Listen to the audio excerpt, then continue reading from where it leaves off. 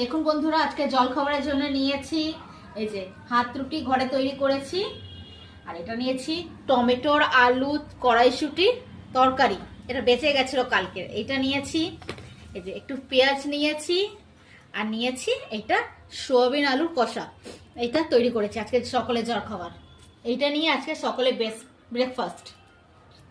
দেখি কিরকম লাগে। প্রথমেই খাবো এই যে সোয়াবিন দিয়ে একটু খেয়ে দেখি কিরকম হয়েছে। খুব ভালো। পেঁয়াজ আমার সবসময় চাই, খুব ভালো লাগছে। এতে একটু ক্যাপসিকাম দিয়েছি, দেখুন ক্যাপসিকাম। এবার টমেটো দিয়ে খেয়ে দেখি কিরকম লাগছে।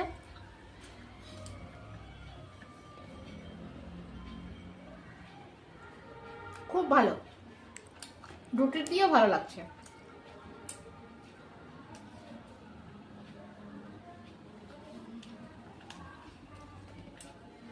এবার একটু আলু ভেঙে, যে আলু, একটু ক্যাপসিকাম,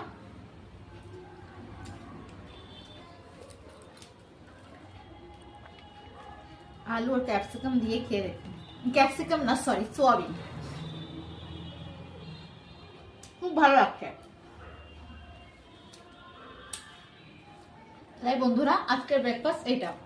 সোয়াবিন দিয়ে আলু আর ক্যাপসিকাম দিয়েছি, এটা কষা কষা করেছি।